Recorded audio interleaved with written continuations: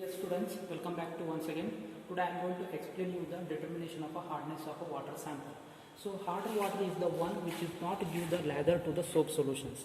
So the hardness of a water is due to the presence of chloride, sulfate, carbonate and bicarbonates of calcium and magnesium ions.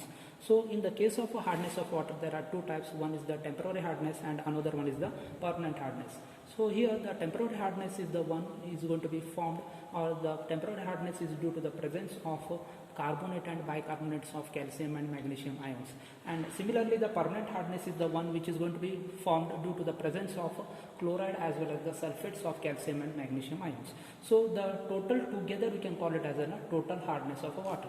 So today we are going to determine the total hardness of a water in a given water sample by using the standard EDTA solutions. So this is your disodium salt of EDTA salts. By using this disodium salt of EDTA salts, we are going to prepare the standard solution of a EDTA. By using that standard solution, we are going to determine the hardness of a water sample. So let me explain you how the standard solution of EDTA is going to be prepared and what is the procedure and why the particular reagent should be added. So one by one I am going to explain. So first thing is, now we are going to prepare the standard EDTA solutions. So in this disodium salt of EDTA salt, we are going to add some amount of few ml of your water should be added, and this disodium salt of EDTA should be completely dissolved by using the distilled water itself.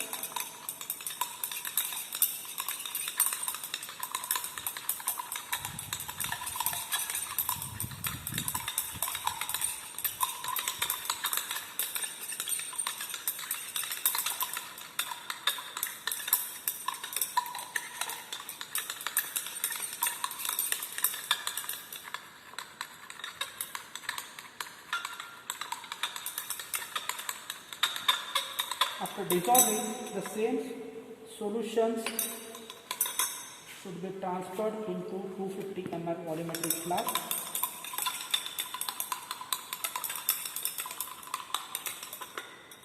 Now using the funnel.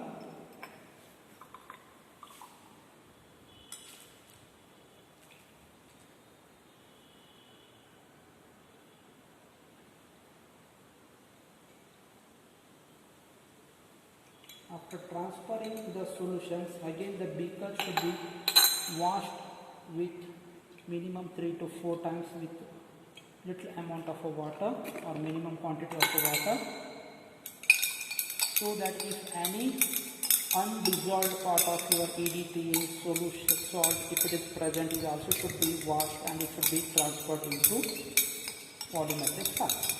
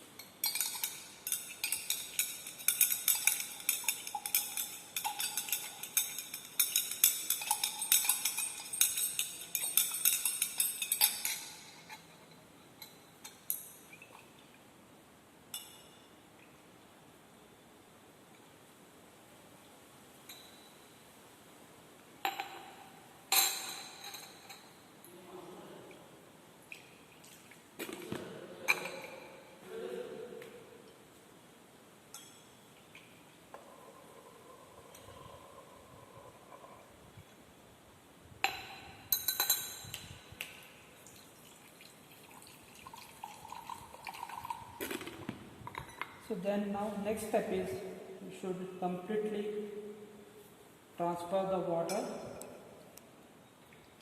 dilute the solutions completely.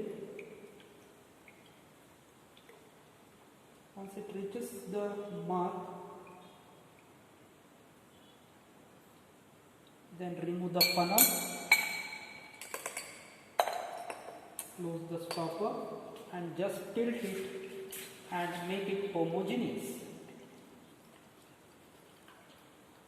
Then the same, now this is what the standard EDTA solutions, and once it is prepared, then the same standard solution of your EDTA should be transferred into your your 50 ml burette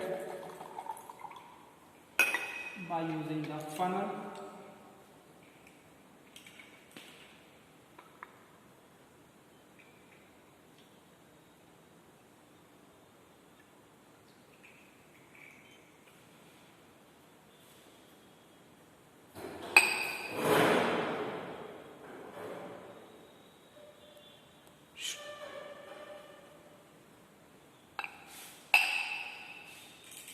Then the next step is you're supposed to pipette out 25 ml of hard water.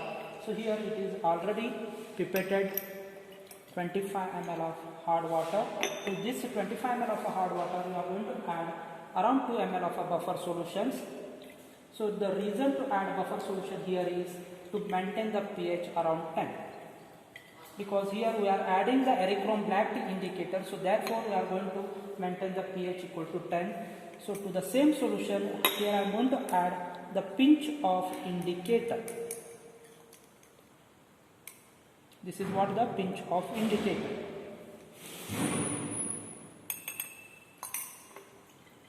So once if you add pinch of indicator, it is going to give you the wine red color solutions. So the reason to get wine red color solution here is because when you add the Erythrom black tea indicator, so the calcium and magnesium ion which is present in our water sample, it is going to form the unstable complex with your Erythrom black tea indicator. But the same solution, when it is get titrated with your EDTA solutions, EDTA standard solutions, at the end point of the titration you are going to observe the blue color solutions. The reason to get blue color solution is when you titrate the same wine red color solution with your standard solutions, then the EDTA is going to form the stable complex with your calcium and magnesium ions, and whatever the Erythrom black tea indicator is there, it is completely freely released into the sample solutions. So because of that, at the end point you are going to get the clear blue color solutions. Let me titrate and show you the color change.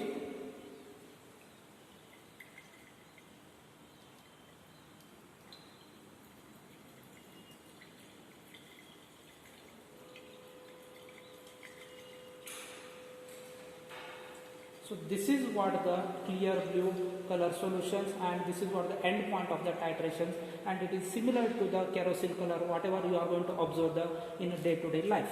So similarly you are going to take 2 to 3 readings, then after that by using the formula and by using the calculation part, you are going to determine the amount of the hardness which is present in a given water sample. Okay, so thank you.